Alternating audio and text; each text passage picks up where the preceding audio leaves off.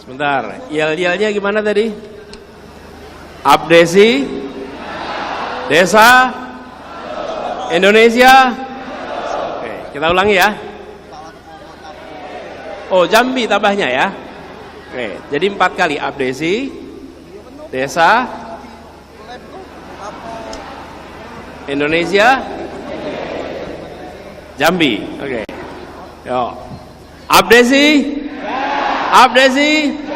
Desa Indonesia Jambi. Tepuk tangan buat semuanya. Assalamualaikum warahmatullahi wabarakatuh. Selamat siang, selamat sore, salam sejahtera buat semuanya. Pak Ketua Umum yang saya hormati, Pak Sekjen, Pak Ketua Abdesi Jambi, juga Ketua MPO Abdesi yang tadi barusan saja memberikan pengantar yang luar biasa, para Ketua DPC Abdesi, para Bupati, Wali Kota se-Provinsi Jambi yang ikut hadir bersama di sini, para anggota DPR, DPRD, Dapil Jambi dan seluruh hadirin sekalian. Saya bersyukur sekali bahwa sore hari ini bisa berjumpa dengan pribadi-pribadi penjaga penggerak desa-desa di seluruh Indonesia. Inilah garda terdepan kita. Inilah pribadi-pribadi yang tadi disebutkan. Jam 2 malam diketuk, urusannya semua urusan ada, betul? Ya, saya pun merasakan Pak, ketika dulu tugas di kementerian, tugasnya berurusan dengan kertas. Kalau bertugas di masyarakat, berurusannya dengan orang, dengan manusia, dengan urusan yang nyata. Dan saya membayangkan Bapak Ibu sekalian yang paling dekat, karena itu kalau menjadi pemimpin yang paling dekat dengan masyarakat, itu paling banyak ditonton. Kalau baik langsung kelihatan, kalau bermasalah langsung kelihatan, dan kalau diakui pemimpin, maka dia betul-betul pemimpin di desa itu. Betul sekalian? Betul, karena kelihatan. Kalau yang lain bisa berjarak, kalau berjarak bisa pakai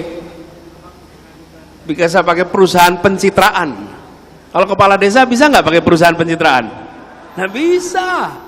Faktanya adalah citranya. Bila citranya pemimpin, maka faktanya dia pasti pemimpin. Pasti. Bila citranya jujur, maka dia faktanya jujur. Karena jarak antara pemimpin dengan rakyat itu pendek sekali. Tidak sempat itu dibuat segala macam citra-citra. Jadi yang Bapak Ibu sekalian berkumpul di sini, saya sampaikan terima kasih telah menjadi yang terdepan, terima kasih telah menjadi yang menjaga, dan saya ingin sampaikan juga kepada teman-teman pengurus Abdesi, terima kasih kesempatan untuk bersilaturahmi. Kami ketika dapat undangan dari Abdesi, saya katakan kalau Abdesi mengundang, sesungguhnya bukan undangan, itu adalah perintah hadir. Perintah hadir harus dilaksanakan, udah perintah hadir. Jadi saya merasa penting sekali untuk satu, sampaikan terima kasih. Terima kasih karena ibu bapak telah bekerja dalam senyap. Ibu bapak bekerja di tempat yang tak terlihat, tapi ibu bapak yang menjaga agar suasana Republik ini tetap tertib, suasana Republik ini tetap baik, suasana Republik ini tetap teduh. Dan Republik ini dijaga oleh pribadi-pribadi yang tak terlihat. Yang terlihat tentu saja baik juga, tapi yang tidak terlihat seringkali justru yang kita lewatkan. Karena itu saya merasa penting. Pertama saya ingin sampaikan terima kasih. Kemudian kami selama ini berinteraksi, mendengar, melihat bagaimana Bapak Ibu dan masyarakat desa menjadi penopang bagi kehidupan berbangsa. Jadi Bapak Ibu sekalian saya hormati, kalau boleh ini saya berbagi sedikit. Kita punya harapan bahwa desa-desa ke depan, desa kita bukan sekedar sebagai kawasan yang berada di luar kota, tapi kita ingin desa ke depan menjadi pusat pelestarian dan pengembangan budaya. Ini adalah kekuatan desa kita. Dan saya katakan di sini dua, pelestarian dan pengembangan. Mengapa harus dua? Kalau pelestarian menjaga yang lalu, kalau pengembangan membuat yang baru.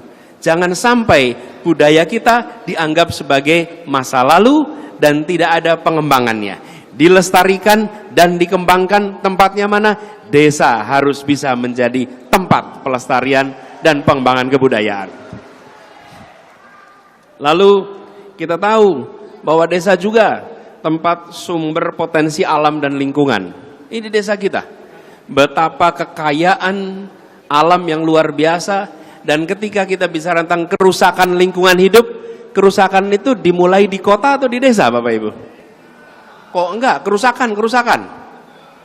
Kalau kerusakan lingkungan di mana? Di kota. Yang banyak polusinya di kota atau di desa? Kota. Justru desa menjadi pertahanan lingkungan. Karena itu kita ke depan harus membuat desa-desa kita terus menjadi paru-paru Indonesia.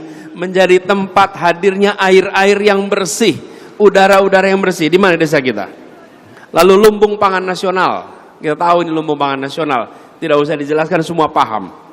Dan di desa pula kita menemukan bibit-bibit kepemimpinan. Semua ini Bapak sekalian yang ada di Republik ini, kalau ditanya dulu di mana, minimal kakeknya dari desa. Minimal kakeknya dari desa. Betul tidak? Nah, tapi juga di desa kita punya banyak masalah, Bapak Ibu. Kalau kita lihat nih, prosentase kemiskinan secara nasional, prosentase penduduk miskin ada 9%. 12% di desa, 7% di perkotaan. Ini tidak boleh diteruskan. Kita harus kurangi angka kemiskinan, dan di desa justru harus meningkat kesejahteraannya dan menurun angka kemiskinannya. Kunci untuk kita semua. Tapi juga yang tidak kalah penting, kebutuhan dasar. Pendidikan, kesehatan, air bersih, bahkan akses pada sanitasi semacam MCK dan fasilitas-fasilitas ini Bapak Ibu sekalian makin hari sudah menjadi makin kebutuhan. Karena itu kita melihat ke depan ketika membayangkan desa, maka harus membayangkan desa yang sehat.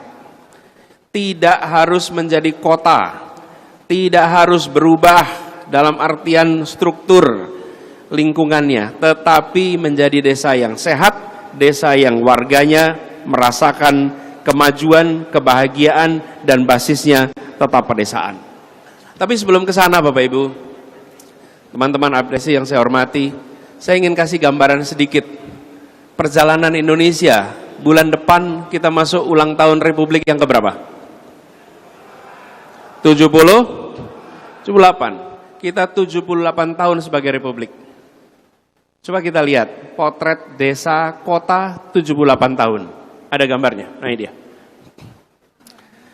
Bapak Ibu, saat kita merdeka, penduduk Indonesia yang di perkotaan hanya 15%. 85% penduduk kita ada di desa. Diperkirakan pada tahun 2045 kita usia 100 tahun, maka di desa 30%, di kota 70%. Hari ini 57% penduduk di kota, 43% penduduk di desa. Ini ada angkanya Bapak sekalian. Jadi ketika kita menyaksikan jumlah penduduk desa berkurang, jumlah penduduk kota meningkat, grafik yang kanan menggambarkan juga nih, jumlah penduduk Indonesia tahun 61 itu 91 juta. Bapak Ibu lihat angkanya nih.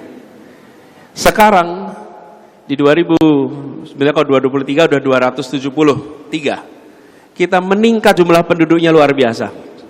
Di sisi lain, luas sawah kita masih stabil. Kelihatan bukan Bapak sekalian? Nih. Penduduk jumlahnya meningkat tinggi, Indonesianya, jumlah penduduk desanya menurun, lahan sawahnya rata. Melihat situasi seperti ini, kita tidak bisa mendiamkan desa berjuang sendirian. Karena kita, negara, harus melakukan intervensi, menyelamatkan agar desa tumbuh, berkembang, bertahan, dan bisa menjadi penopang.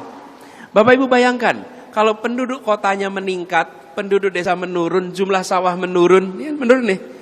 Ketahanan pangan kita menjadi tantangan, dan lalu desa dibiarkan sendirian.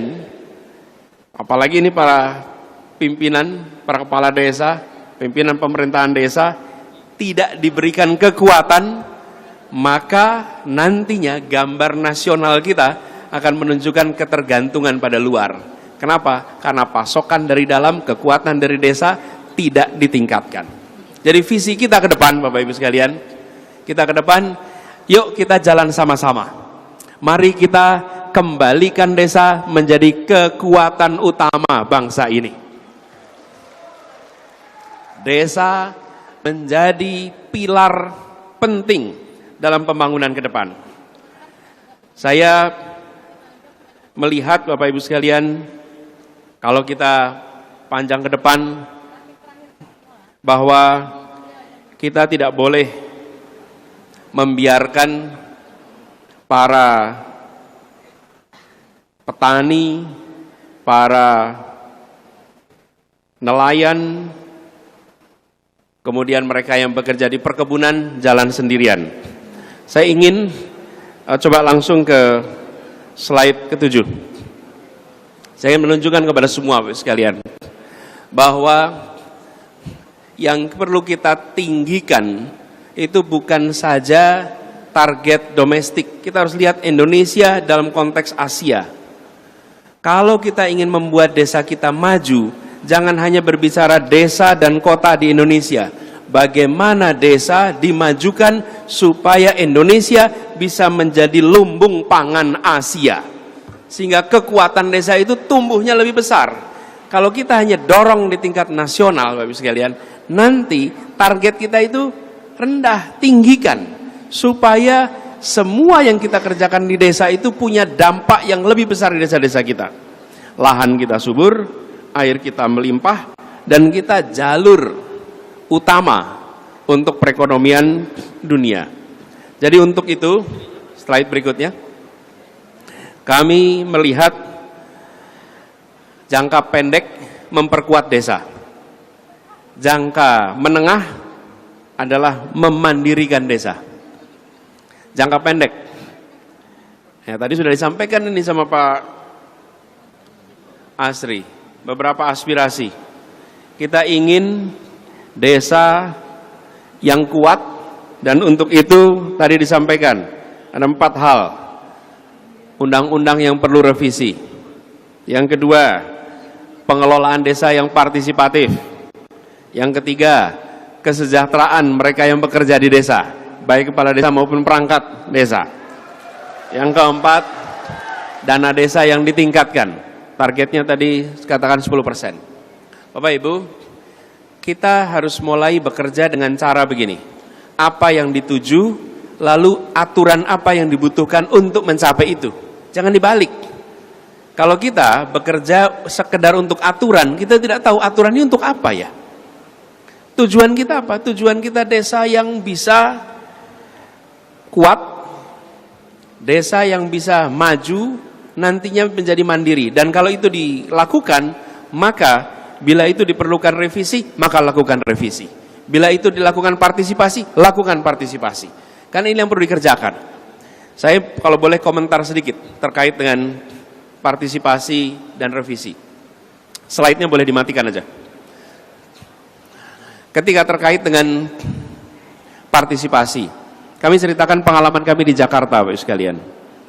Ketika kita mengelola kampung-kampung di Jakarta, kita merasakan program pemerintah itu banyak yang tidak sesuai dengan kebutuhan di lapangan, atau cara melaksanakannya tidak sesuai di lapangan. Betul? Jadi kita di Jakarta mengubah pengadaan barang itu ada tipe 1, tipe 2, tipe 3, tipe 4. Tipe 1 dikerjakan oleh dinas, tipe 2 dengan tender, ada kontraktor, tipe 3, tipe 4 dengan masyarakat. Betul ya Bapak sekalian? Nah, apa yang kami lakukan? Di Jakarta menjadi provinsi pertama yang mengerjakan proyek-proyek itu dengan tipe 3. Apa artinya? Dana itu diberikan kepada pengurus kampung, baik itu RW ataupun LMK, lalu mereka nanti yang membangun jalan, perbaikan gorong-gorong, yang membangun masyarakat. Apa yang terjadi ketika itu dikerjakan? Kualitas pekerjaan jauh lebih baik karena rasa memiliki ada pada warga yang mengerjakan di sana. Tapi kalau itu dikerjakan oleh kontraktor saja, apa yang terjadi? Warganya cuma nonton di situ. Mohon maaf, perjalanan Anda terganggu. Lalu orang mengerjakan di situ. Silahkan dikerjakan, mudah-mudahan hasilnya bagus. Tapi begitu diserahkan, apa yang terjadi? Justru dibangun sesuai kebutuhan. Dan kami mengerjakan itu di ratusan kampung di Jakarta. Jakarta menjadi provinsi pertama yang mengerjakan itu dengan pengadaan tipe 3, tipe 4. Siapa yang repot kalau ini? Yang enggan adalah birokrasi. Birokrasi kepengennya tipe 1, tipe 2, simple, laporannya gampang, auditnya mudah. Tapi kalau yang tipe 3, tipe 4 melibatkan masyarakat, nanti kalau diperiksa lebih rumit. Saya katakan ini bukan soal rumit atau tidak, ini soal rakyat merasakan manfaat lebih banyak atau lebih sedikit. Di pemerintahan, ya kita harus siap untuk kerja lebih rumit. Saya membayangkan sekalian, ketika dana desa itu turun sampai lalu pengeluaran wajib yang harus dikerjakan itu tidak sesuai dengan kebutuhan yang ada di desa itu, yang muncul adalah ketidakbermanfaatan. Betul? Jadi saya melihat ini harus diubah. Dan artinya kita harus bergerak. Jangan sampai satu sisi kaku diatur semuanya dari pusat, di sisi lain liberal bebas tanpa aturan. Kita harus membuat di mana ini bisa dipertanggungjawabkan, dan saya percaya para kepala desa memiliki kemampuan untuk membangun musyawarah, mengawasi bersama agar dana desa itu dipakai sebaik-baiknya bagi warga di desanya. Jadi kami melihat ini menjadi penting. Kalau boleh pasang lagi slide ke-8. Jadi dalam jangka pendek Bapak sekalian, saya merespon apa yang disampaikan tadi, gaji perangkat desa yang rendah, birokrasi dana desa yang rumit, bahkan tantangan kriminalisasi. Benar tidak dialami tantangan kriminalisasi? Ini yang dialami desa-desa sekarang. Karena itu ke depan, ya, nah, nanti pas tanya jawab aja diomongin, gak kedengeran sekarang. Jadi saya melihat ke depan, next slide. Langkah-langkahnya pertama adalah peningkatan, slide 9, peningkatan dana desa. Ini yang menjadi kunci. Insya Allah ini kita akan seriusi peningkatan dana desa seperti yang sudah disampaikan. Kemudian yang kedua adalah otoritas belanja yang sesuai dengan kebutuhan. Jadi kewenangan harus dibikin sistemnya. Kita ini memang juga tidak boleh tanpa kendali. Dikendalikan 100% tidak sesuai kebutuhan karena semua desa dianggap seragam. Betul tidak Bapak sekalian? Ada tidak yang seragam di seluruh desa? Ada. Seragamnya desa adalah beragam. Beragam, nah mungkin sama. Kebutuhannya beragam. Dibuat sesuai kebutuhan, dibuat sistemnya sehingga satu sisi otoritas didelegasikan, pengeluaran disesuaikan, sisi lain tata kelola pemerintahan dijalankan dengan baik dan benar. Sehingga aparatur yang terlibat, aparatur desa, terlindung dari potensi kriminalisasi. Yang saya rasa hari ini menjadi salah satu masalah yang besar di desa-desa di seluruh Indonesia. Kemudian yang tidak kalah penting Bapak sekalian adalah pendampingan yang profesional. Jangan pendampingan ini sekedar pasang orang begitu saja, titipan-titipan dari kanan kiri, sudah cukup. Desa membutuhkan pendamping yang benar-benar mengerti dan benar-benar bisa membantu. Sehingga teman-teman para kepala desa punya partner yang baik. Nah, untuk itu coba slide 11. Untuk itu Bapak sekalian, kami tidak ingin proses kebijakan itu top down saja. Itu gagasannya. Gagasan besarnya apa? Kita ingin desa yang kuat, desa yang mandiri. Ini besarnya nih. Untuk itu kita harus lakukan beberapa perubahan. Apa aspek yang harus dirubah? Jangan sampai perubahan itu top down saja. Karena yang tahu masalah sesungguhnya siapa? Yang tahu masalah sesungguhnya adalah Bapak Ibu sekalian dari lapangan. Karena itu saya mengajak kepada teman-teman di Abdesi, 4 hal kami ingin rumuskan sama-sama. Dari apa yang terjadi sekarang. Nomor 1, apa yang harus diteruskan dari yang ada sekarang? Apa yang harus diteruskan? Perubahan itu tidak hanya menghentikan semua. Perubahan itu adalah juga bicara apa yang harus kita tingkatkan. Yang kedua, apa yang harus dikoreksi dari yang ada sekarang. Yang ketiga, apa yang harus dihentikan dari yang ada sekarang. Dan yang keempat, apa hal baru yang harus kita buat. Saya mengajak Abdesi untuk menyusun ini sama-sama sehingga kebijakan yang dihasilkan adalah kebijakan yang sesuai dengan kondisi di lapangan. Kalau tidak, kita membuang waktu Bapak Ibu sekalian. Uang APBN kita dikeluarkan, sementara hasil yang didapat tidak sesuai harapan. Karena sinkron ini semua. Apa yang menjadi kebutuhan? Itu sebabnya 4 ini penting. Apa yang ditingkatkan, apa yang dikoreksi, apa yang dihentikan, dan apa yang harus dibuat baru supaya desa kita bisa mencapai yang kita harapkan. Jadi Bapak Ibu sekalian, kami tidak ingin menempatkan desa itu semata-mata sebagai sebuah kawasan penopang kota, bukan. Desa adalah kawasan yang mandiri, yang hidup sejahtera, yang punya masa depan, dan ini adalah target yang harus didorong oleh Republik kita. Jadi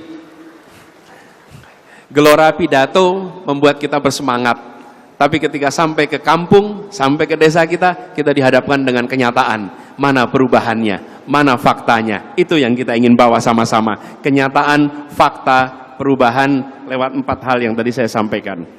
Jadi harapannya ke depan, di slide terakhir, kita akan yakin bahwa Indonesia maju itu baik desa maupun kota. Dan kalau desanya mandiri, negaranya bisa maju, warganya sejahtera. Inilah yang kita harapkan sama-sama. Kita berkeinginan agar siapapun lahir di Indonesia, baik itu di kota atau di desa, dia punya kesempatan masa depan yang baik. Dia punya kesempatan untuk terlindungi dengan baik, kesempatan untuk tercerdaskan dengan baik, kesempatan untuk mendapatkan kesempatan yang sama, kesetaraan untuk masa depan yang baik. Ibu bapak sekalian saya hormati, para anggota Abdesi, izinkan saya mengakhiri paparan awal ini dengan menyampaikan kepada semua bahwa gagasan perubahan yang kita bawa adalah untuk menghadirkan rasa keadilan. Kenapa? Karena ketimpangan yang ada sudah terlalu jauh. Ketimpangan antara kota dengan desa, ketimpangan antara pulau satu dengan pulau yang lainnya, ketimpangan antara komponen masyarakat satu dengan komponen masyarakat lain. Ketimpangan ini tidak boleh dibiarkan terus-menerus. Tidak bisa kita membangun persatuan dalam ketimpangan. Coba Bapak Ibu sekalian, bisakah Bapak Ibu di desa membuat persatuan dalam ketimpangan? Bisa tidak? Bisa. Persatuan itu harus dibuat di dalam perasaan keadilan. Keadilanlah yang menghasilkan persatuan. Tidak mungkin kita bisa menjaga persatuan, menjaga keutuhan Republik kalau ketimpangan ini dibiarkan. Dan kenyataannya hari ini kita ada ketimpangan. Inilah yang akan kita bereskan sama-sama, dan kami mengajak untuk bekerja bersama. Kami sangat terbuka. Tadi saya sampaikan ada 4 hal nih catatan. Yuk kerjakan sama-sama, insya Allah desanya maju, kotanya maju, Indonesianya maju. Terima kasih. Assalamualaikum warahmatullahi wabarakatuh.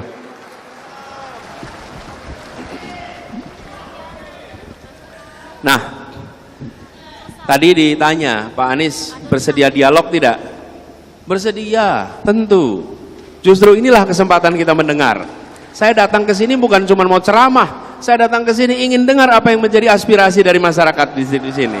Iya. Kalau cuma ceramah kita bikin rekaman saja dari sana, betul tidak?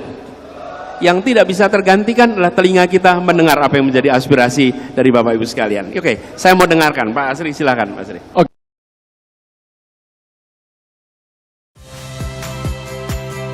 Saya Magister Tarigan. Saksikan program-program Kompas TV melalui siaran digital, pay TV, dan media streaming lainnya. Kompas TV, independen, terpercaya.